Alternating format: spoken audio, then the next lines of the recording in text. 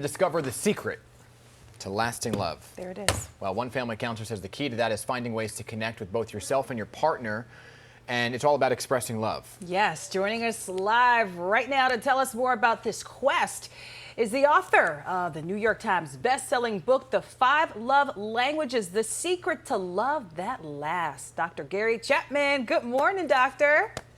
Well, good morning. Good to be with you. May I call you Dr. Love? Dr. Love. It's all right with me. Awesome. Let's jump right into it. Where did this whole idea come from about learning love languages? It grew out of my counseling of couples over the years. You know, they would sit in my office and one of them would say, I just feel like he doesn't love me or she doesn't love me. And the other would say, I don't understand that. I do this and this and this. Why would you not feel loved? So I knew couples could be sincere and still miss each other emotionally. So I heard similar stories over and over, and eventually I thought, you know, there's got to be a pattern to this. So I actually sat down and read several years of notes that I made when I was counseling and asked myself the question, when someone said, I feel like my spouse doesn't love me, what did they want? What were they complaining about? Yeah. And their answers fell into 5 categories. So let's I later called them the 5 love languages. Yeah, I started using that in my counseling. I'm so excited. That's where it came from. I'm excited to read the book because I was just skimming through it this morning here. And let's get into the 5 languages and what they consist of. First one is all about affirmation here. And I loved the quote that you had in here from Mark Twain that said, I can live for 2 months off of a good compliment. Yep. Yeah, if words of affirmation is your love language, that's true. You know, it's simply looking for things that you can verbally affirm the other person for. You look nice in that outfit, I really appreciate what you did. You know, one of the things I really like about you, you know, there's an ancient Hebrew proverb that says life and death is in the power of the tongue. You can kill people or you can give them life by the way you talk to them. And for some people, these encouraging words is their love language. Very true. Doctor, let's talk about the second love language here. Quality time, very important. Yesterday we talked about intimacy, right? Why is time so important in that love language? Well, quality time means that you give the other person your undivided attention. And I'm not talking about a husband and wife sitting on the couch watching television. Yeah. Someone else has your attention.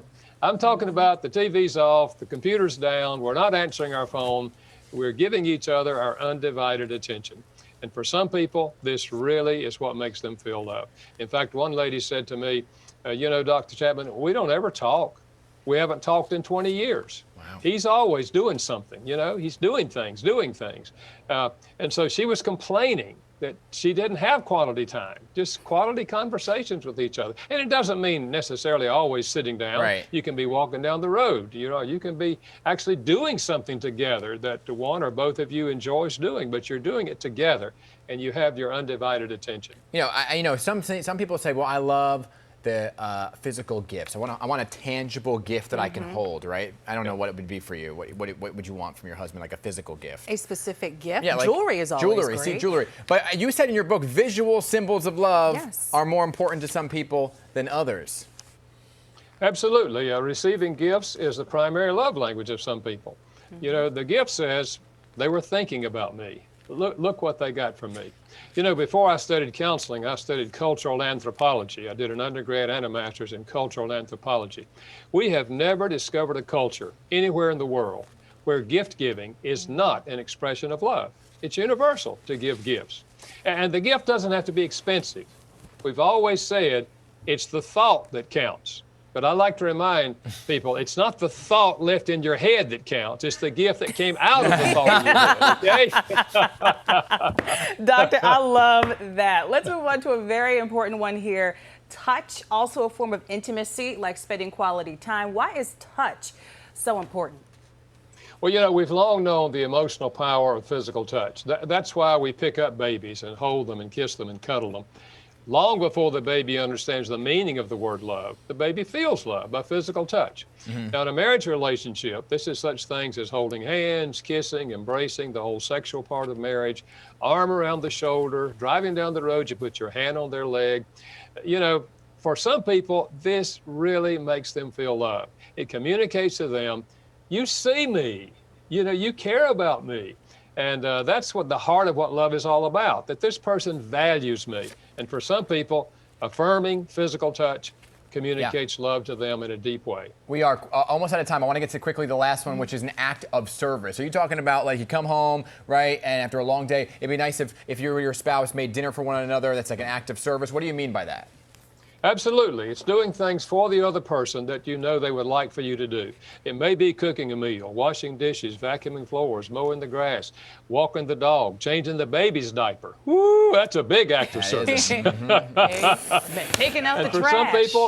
for some people, actions speak louder than words. You know, we've heard that old saying. If this is their love language, actions will speak louder than words. Vanessa, is it changing a diaper? It's changing a diaper. It's taking out the trash, especially doing these acts of service, doctor, without being asked. That's even better. Yeah, yeah. Last thing I did before I left the house this morning is take the trash out, because my wife's language is acts of service. There you go. Hey, Dr. Gary Chapman, Dr. Love, as we'll call you now. Thank you for coming on and talking about this. We appreciate it. And come back. We like your energy. Well, thank you. Enjoyed it. You guys All right. keep up the good work. Appreciate you.